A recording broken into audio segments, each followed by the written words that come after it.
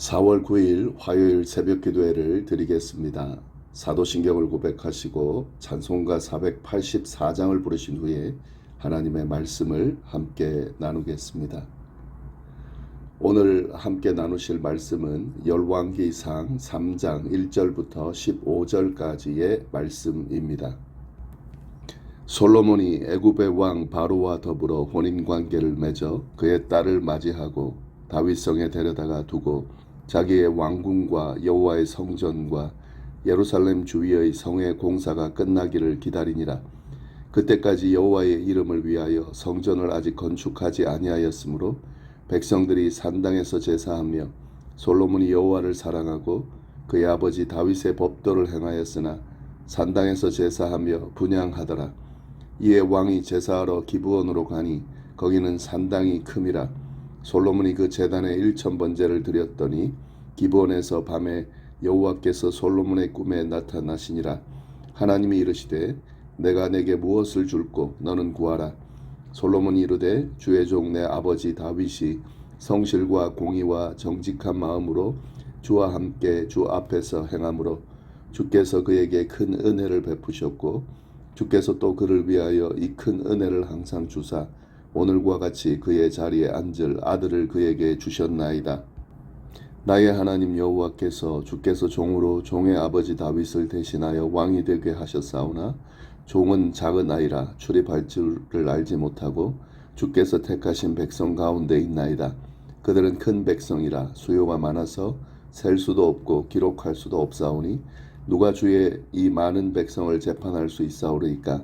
듣는 마음을 종에게 주사 주의 백성을 재판하여 선악을 분별하게 하옵소서. 솔로몬이 이것을 구하매 그 말씀이 주의 마음에 든지라. 이에 하나님이 그에게 이르시되 내가 이것을 구하도다.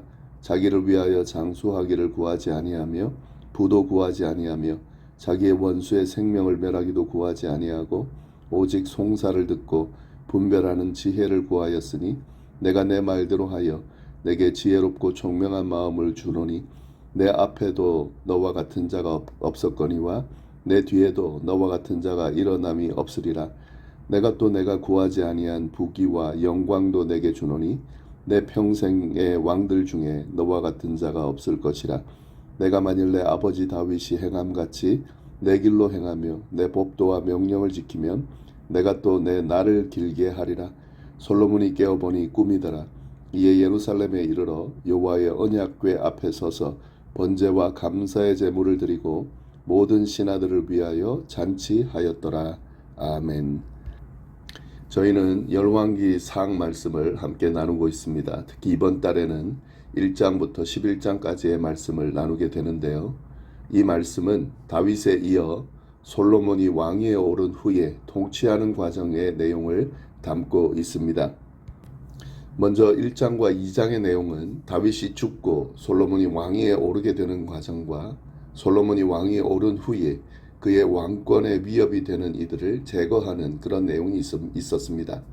2장의 마지막 결론은 이렇게 끝이 나는데요. 46절, 2장 46절 말씀, 나라가 솔로몬의 손에 견고하여 지니라. 이렇게 이제 솔로몬이 그 모든 왕권을 장악하는 그런 과정이 1장과 2장에 나옵니다. 그리고 이제 3장은 그 다음의 내용이 이어지는 건데요. 그 내용이 바로 오늘 본문입니다. 오늘 본문을 통해서 우리는 솔로몬의 두 가지 모습을 보게 되는데 한 가지는 부정적인 모습이고 하나는 긍정적인 모습입니다. 먼저 부정적인 모습을 좀 보면 1절 말씀입니다. 솔로몬이 애굽의 왕 바로와 더불어 혼인관계를 맺고 그의 딸을 맞이하고 다윗성에 데려다가 두고 자기의 왕궁과 여호와의 성전과 예루살렘 주위의 성의 공사가 끝나기를 기다리니라.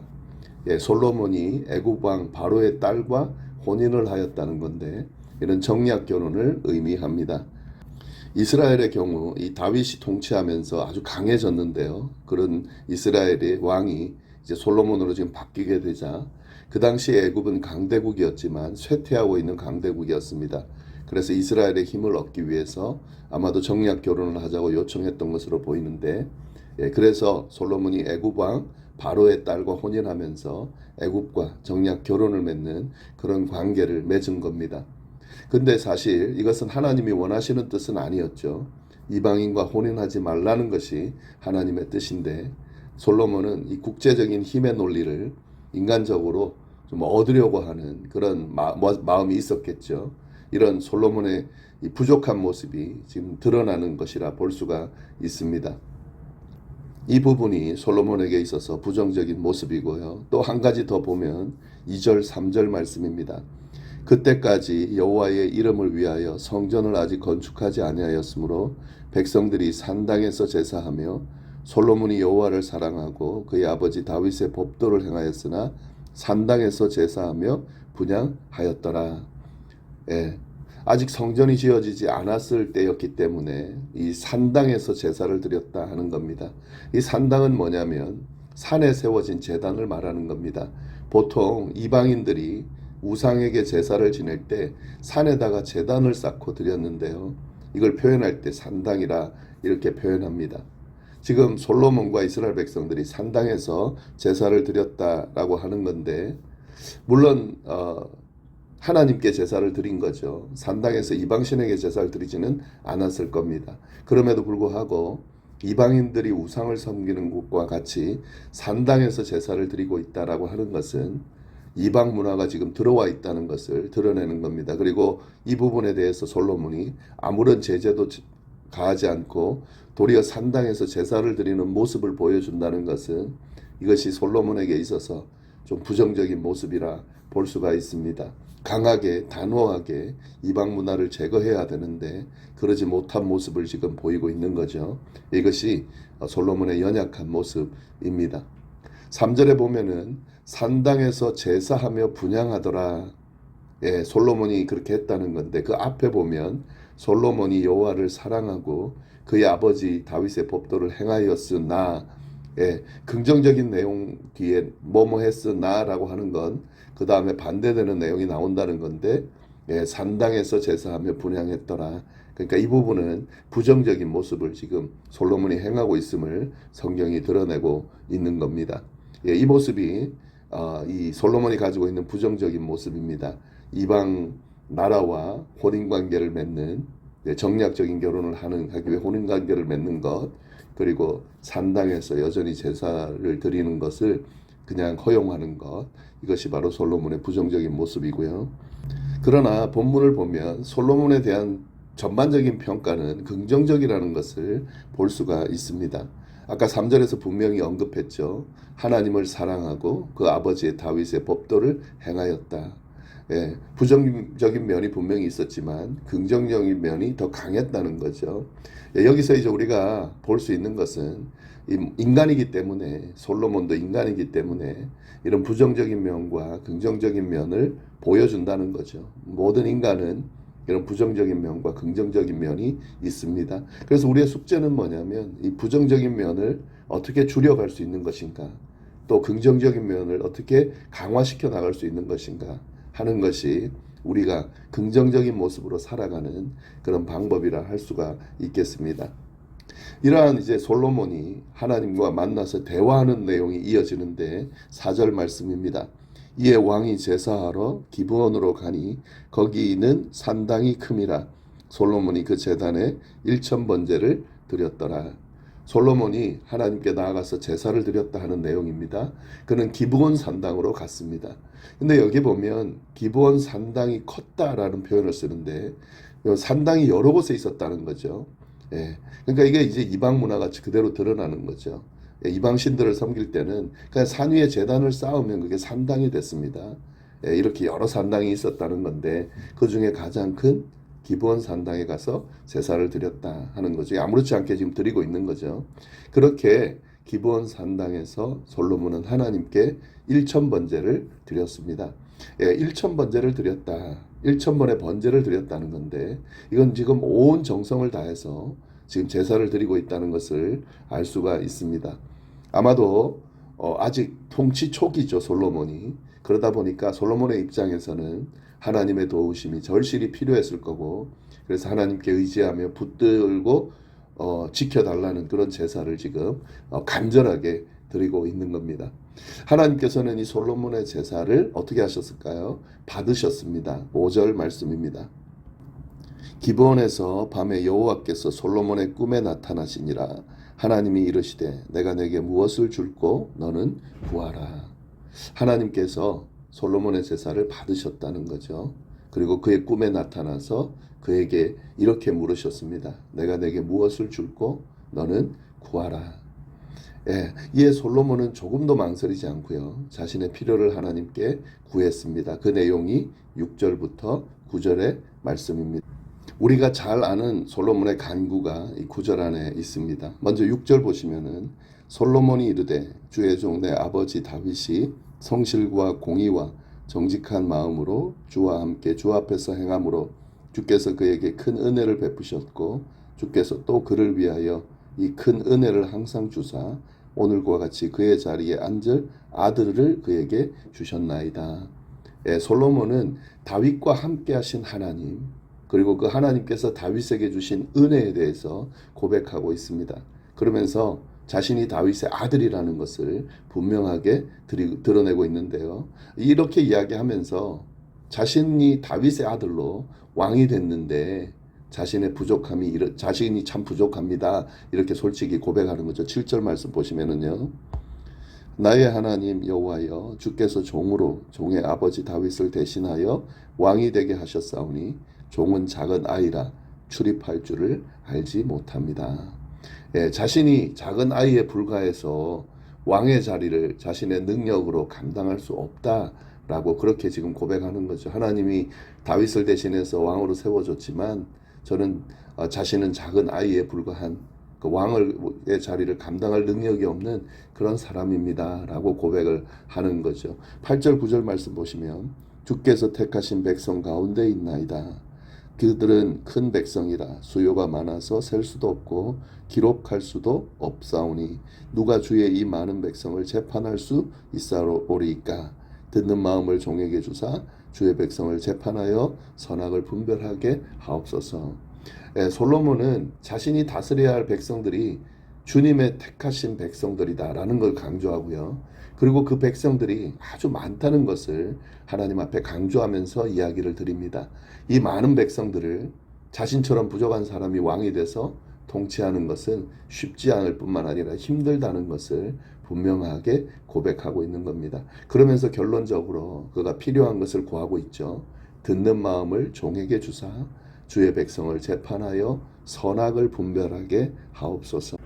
예, 이 구절을 세번역으로 보면 이렇게 되어 있습니다. 주님의 종에게 지혜로운 마음을 주셔서 주님의 백성을 재판하고 선과 악을 분별할 수 있게 해주시기를 바랍니다. 이 솔로몬의 간구 내용인데 우리는 이 내용을 이제 단순히 하나님 앞에 지혜를 구했다 이렇게 알고 있는데 그 지혜가 무엇인지를 성경은 분명하게 알려주고 있습니다. 이 내용을 구체적으로 봐야 됩니다. 분명히 솔로몬은 주님의 백성을 재판할 수 있는 지혜를 달라고 구했는데 단순히 세상적으로 옳고 그름을 이야기하는 게 아니라 선과 악을 분별하는 지혜를 구하고 있습니다. 이 선과 악을 분별하는 지혜가 중요하죠. 그냥 단순히 눈앞에 보이는 옳고 그름의 논리가 아니라요. 그 내면에 있는 선함과 악함, 하나님의 뜻과 사단의 뜻이 분별되어져야 된다 하는 거죠. 그래서 이 선과 악을 분별하기 위해서 듣는 마음을 달라고 지금 간구하고 있습니다. 여기서 듣는 마음이라는 것은 사람들의 이야기를 잘 듣고 판단하는 마음이다 이렇게도 생각할 수 있지만 사실은 그보다 더 나아가서 하나님의 말씀과 뜻을 듣는 그 마음을 이야기하는 겁니다. 그러니까 선악을 판단할 수 있는 그런 듣는 마음이죠. 분명하고 올바르게 재판하실 수 있는 그 하나님, 그 하나님의 뜻을 들을 수 있는 마음을 달라는 거죠. 이게 사단의 마음인지, 사단의 뜻인지, 하나님의 뜻인지, 사단이 주도하는 악인지, 하나님이 주도하는 선인지, 이걸 들을 수 있는, 그리고 판단할 수 있는, 구별할 수 있는 마음을 달라고 간구하고 있는 겁니다. 이런 지혜를 달라고 지금 간구하고 있는 거죠. 이 솔로몬의 지혜는 우리에게 꼭 필요한 지혜죠. 그리고 우리 자녀들과 자손들에게 꼭 필요한 지혜입니다. 선악을 판단할 수 있는 지혜, 이를 위해 하나님의 말씀을 들을 수 있는 그런 모습, 그것이 꼭 필요하다는 거죠. 우리의 기도 속에 이 기도가 들어갈 수 있어야 됩니다. 이런 기도를 우리를 위해서 또 우리 자녀들과 자손들을 위해서 기도할 수 있기를 바랍니다. 이 솔로몬의 간구를 하나님께서 들으셔서 어떻게 하셨습니까? 흡족해 하셨죠. 아주 기뻐하시고 그 기도를 받으시고 응답해 주십니다. 10절부터 12절까지의 말씀입니다. 솔로몬이 이것을 구하매 그 말씀이 주의 마음에 든지라. 이에 하나님이 그에게 이르시되 내가 이것을 구하도다. 자기를 위하여 장수하기를 구하지 아니하며 부도 구하지 아니하며 자기의 원수의 생명을 멸하기도 구하지 아니하였고 오직 송사를 듣고 분별하는 지혜를 구하였으니 내가 내 말대로 하여 내게 지혜롭고 총명한 마음을 주노니 내 앞에도 너와 같은 자가 없거니와 내 뒤에도 너와 같은 자가 일어남이 없느니라. 솔로몬은 자기의 필요를 자기의 욕심을 구할 수 있는데도 불구하고 하나님의 뜻을 구하면서 자기가 맡은 그 역할을 잘 감당할 수 있도록 그렇게 그런 하나님의 뜻을 구하게 됨으로 인해서 하나님이 그것을 기뻐하셨다는 거죠. 그래서 그가 구하는 대로 하나님이 응답해 주셨다는 거죠. 근데 그것과 덧붙여서 주시는 응답이 있습니다. 13절 14절 말씀입니다. 내가 구하지 아니한 부귀와 영화도 내게 주노니 내 평생의 왕들 중에 너와 같은 자가 없을 것이라. 내가 만일 내 아버지 다윗이 행함과 같이 내 길로 행하며 내 법도와 명령을 지키면 내가 또 내 날을 길게 하리라. 그러니까 구하지 않은 축복을 주시는 거죠. 이 솔로몬이 구한 그 기도가 합당하니까 그것뿐만 아니라 그것보다 훨씬 더 풍성한 그런 응답, 축복을 허락해 주신다는 거죠. 여기서 우리는 마태복음 6장 33절 예수님의 말씀이 생각이 납니다. 그런즉 너희는 먼저 그의 나라와 그의 의를 구하라. 그리하면 이 모든 것을 너희에게 더하시리라. 이 솔로몬의 기도 또 예수님이 가르쳐 주신 이 말씀을 늘 생각하면서 하나님 앞에 진짜 축복을 받는 하나님이 주시는 지혜와 하나님이 주시는 축복을 받아 누리는 우리 모두가 될 수 있기를 간절히 바랍니다. 기도하겠습니다. 하나님 아버지 참으로 감사합니다. 귀한 말씀으로 우리를 또 깨우쳐 주시고 또 어떻게 살아야 하는지 알려주셔서 감사합니다. 특별히 하나님의 지혜를 구하는 그 은혜가 얼마나 큰지를 우리가 깨달았습니다. 하나님, 우리도 솔로몬처럼 기도하는, 그래서 솔로몬이 받은 축복을 받아 누리는 우리 모두가 될 수 있도록 주여 인도하여 주옵소서. 감사하며 모든 말씀을 살아계신 예수님의 이름으로 기도드립니다. 아멘.